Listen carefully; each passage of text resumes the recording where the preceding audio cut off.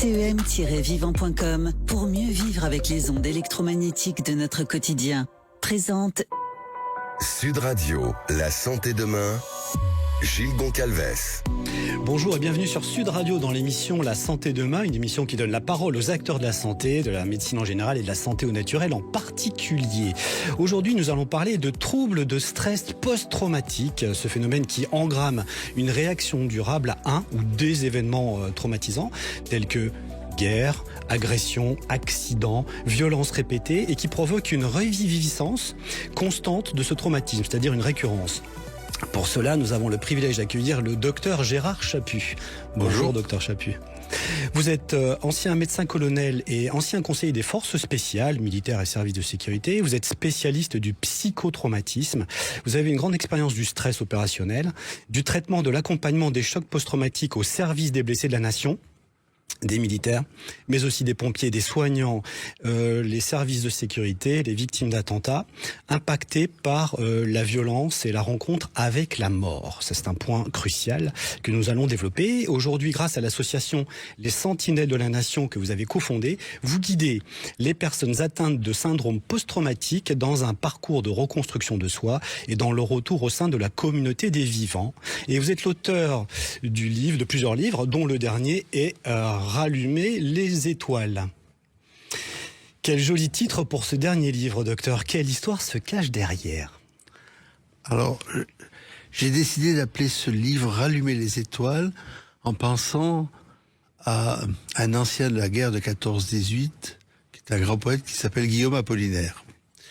Et il se trouve que Guillaume Apollinaire envoyait régulièrement des lettres à sa femme, qui s'appelle Lou, donc dont le titre des poèmes s'appelle Lettre à Lou. Louise de Châtillon, quelque chose. Pardon ? Louise de Châtillon. C'est ça, voilà. Et en fait, il parle d'un événement très particulier. Les Allemands tirent, il est dans les tranchées, les Allemands tirent, c'est en pleine nuit, et finalement toutes les étoiles, avec les vapeurs avec la poussière, voilà, tout ça finit par éteindre toutes les étoiles. Puis une voix venue, dont on ne sait où, d'un capitaine qui dit rallumer les étoiles, c'est notre travail à la fois de thérapeute, mais aussi de tuteur de résilience. Parce que tout le monde peut être tuteur de résilience, et c'est le rôle de la nation tout entière d'être tutrice avec ses blessés. Oui, j'entends que c'est une question de les soigner, et c'est une autre question que nous allons aborder aujourd'hui, de non seulement les soigner, je me répète, mais également de leur donner une redirection dans la vie. C'est la grande question actuelle du sens, la quête du sens, redonner du sens. Qu'est-ce qui distingue le stress classique, après un événement difficile vécu, d'un véritable trouble de stress post-traumatique? Alors, dans le stress, un de mes pères, qui était le professeur Louis Croc, disait que le meilleur synonyme du mot stress, c'était le mot adaptation. Il n'y a pas d'autre. D'ailleurs, ça n'est pas une maladie, le stress, c'est une fonction dans l'organisme. On s'adapte ou on ne s'adapte pas, bien évidemment. Mais il y a un élément qui est une rupture radicale, qui est une rencontre avec la mort. Et dans la définition de la mort, nous les médecins, nous avons que des définitions négatives.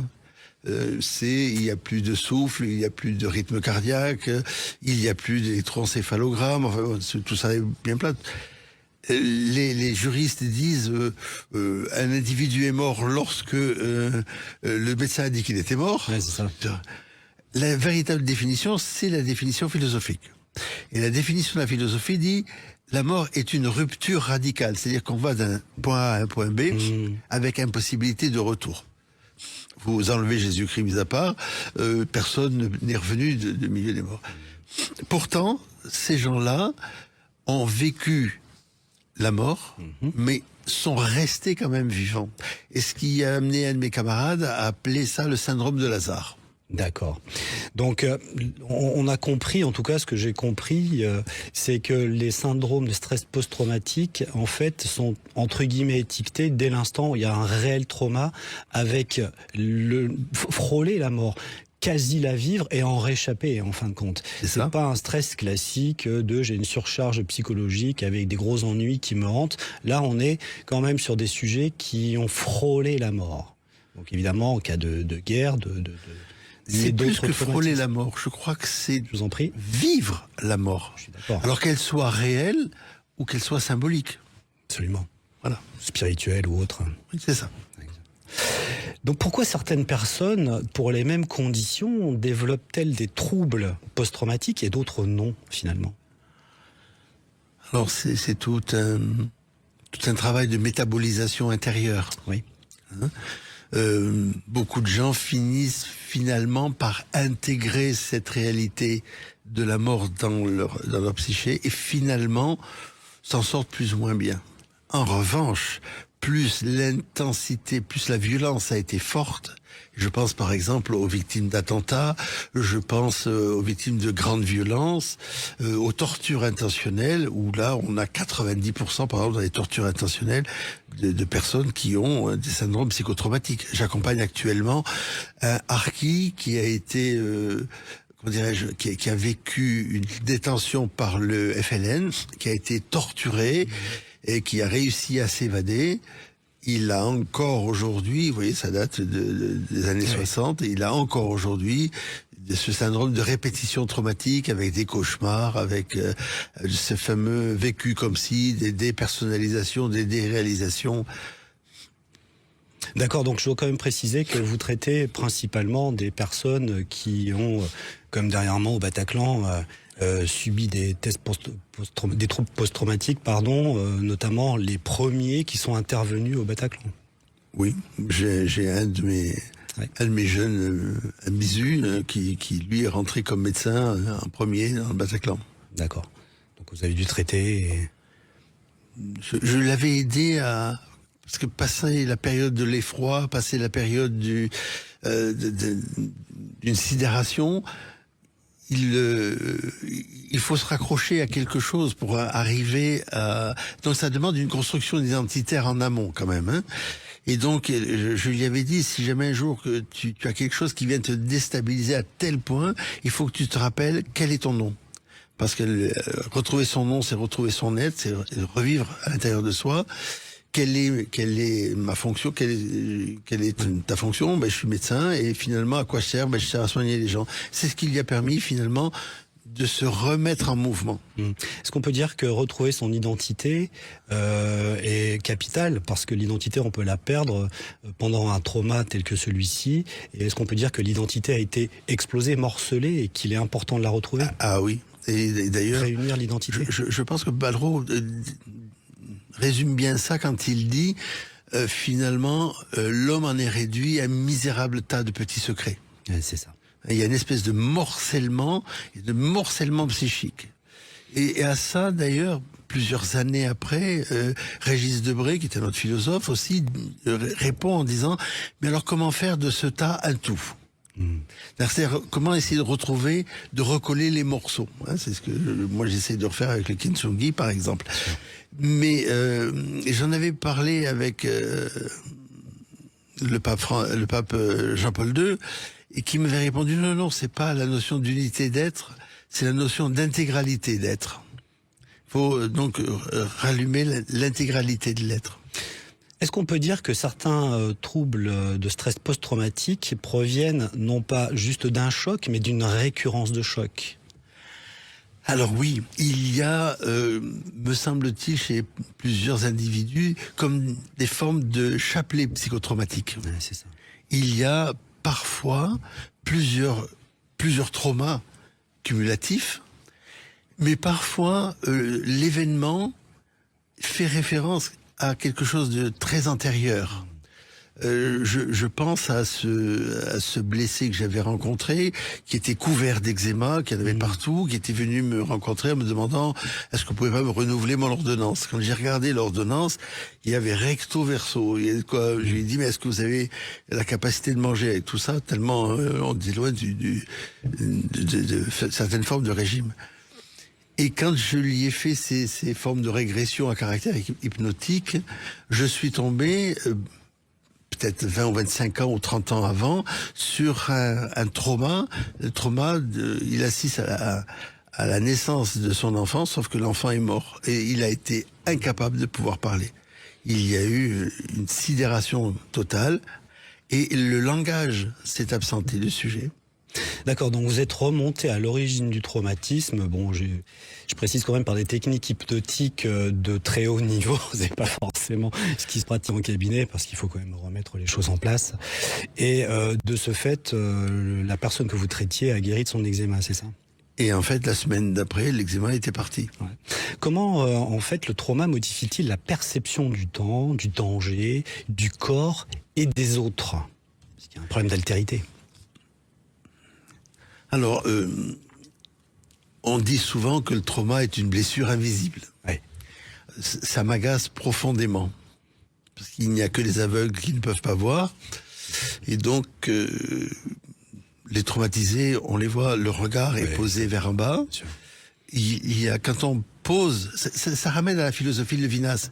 Ce que je vois d'abord de l'autre, c'est son visage, disait Levinas. Et si on a perdu aujourd'hui on regarde plus les gens dans le visage. On est attentif à l'état de sollicitation, moins au visage de l'autre. Mais quand on regarde l'œil, qui est le miroir de l'âme, on voit bien quand même qu'il y a quelque chose qui est éteint chez lui. Et donc finalement, c'est ça. Et donc il y a une modification profonde de la personnalité qui se fait. L'individu n'est plus comme avant. Il y a un avant et un après. Il y a une rupture dans le chronos. Merci Docteur Chaput. On se retrouve tout de suite pour une deuxième partie. CEM-vivant.com pour mieux vivre avec les ondes électromagnétiques de notre quotidien. Présente Sud Radio, la santé demain, Gilles Goncalves.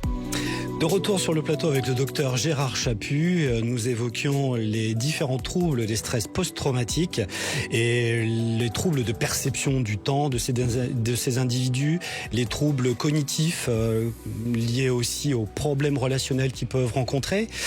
Est-ce que il y a des différences entre les troubles vécus par des militaires, des pompiers, du personnel soignant ou des points communs ?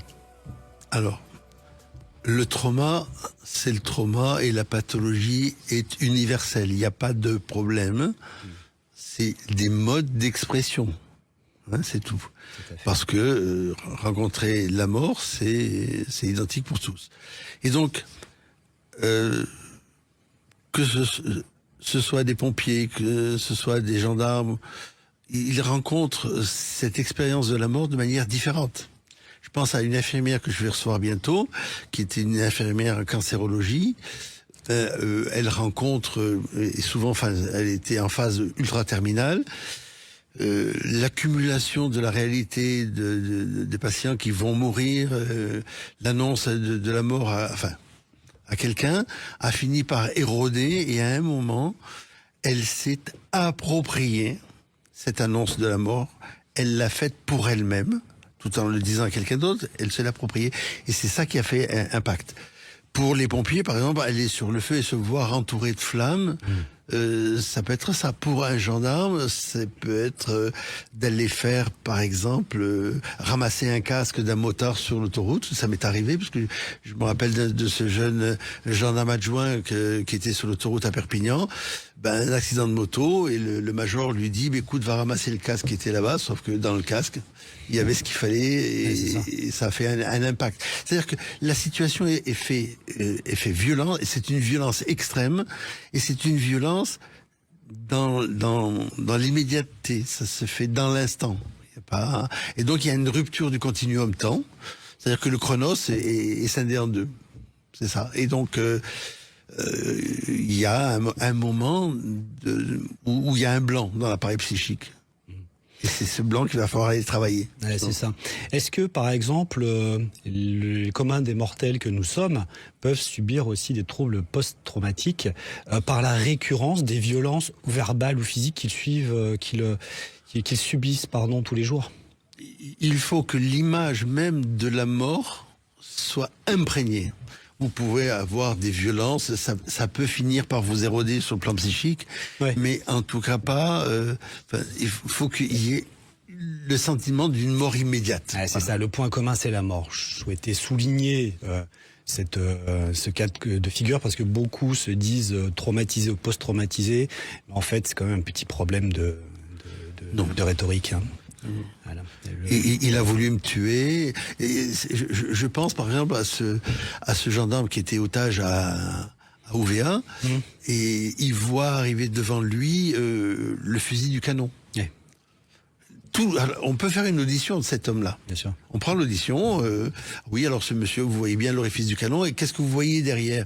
Mais derrière, c'est du langage reconstruit. Hein. Je vais vous dire tout de suite, tout est flou. La seule chose qui reste présente, c'est l'orifice du canon. Là, vous parliez du Bataclan tout à l'heure. Ben, dans le Bataclan, j'ai un de mes amis qui était numéro 3 dans une très grande banque, voilà, et qui finalement voit l'orifice du canon. Il arrive en retard au Bataclan et il voit l'orifice du canon. Ouais. Voilà, donc ça peut être le coup de poignard, ça peut être des tas de choses.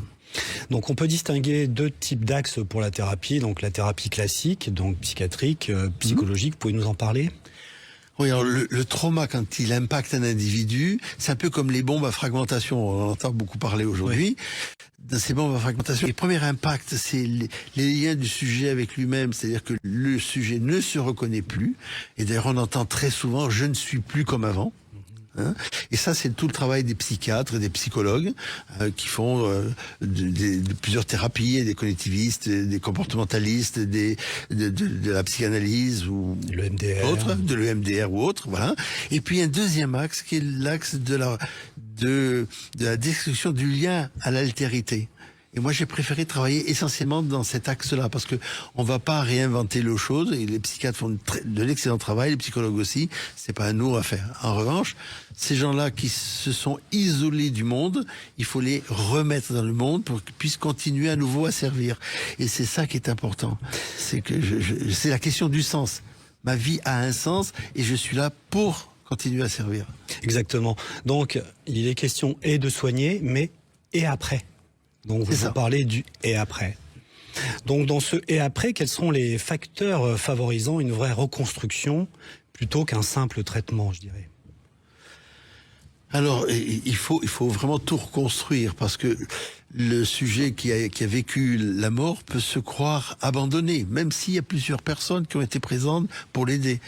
La mort, ça se vit toujours tout seul. Et donc, il y a un vécu de solitude et un vécu d'abandon chez le sujet. Et donc il faut rétablir ce lien à l'autre. Et ce lien à l'autre, il se fait de différentes manières.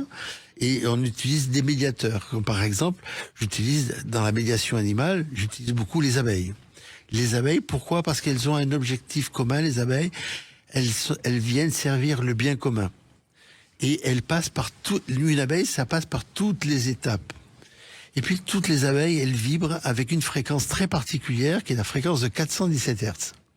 Or, 417 Hz, c'est la fréquence d'une lettre qu'on a tous entendu au moins une fois, qui est la lettre Aum, qui a donné en hébreu Aor, qui a donné comme mot le mot aurore aujourd'hui. Hein. Si vous allez lire, par exemple, Électre de Giraudoux, vous allez vraiment à la dernière page, au dernier paragraphe, vous avez une femme Narcisse qui dit comment cela s'appelle-t-il lorsque la ville brûle, les gens s'entretuent. Vous avez 4 ou 5 lignes qui sont d'une noirceur la plus profonde, et elle se termine dans un coin du jour qui se lève. Et nous serions tentés tous de dire, mon Dieu, mais quelle horreur.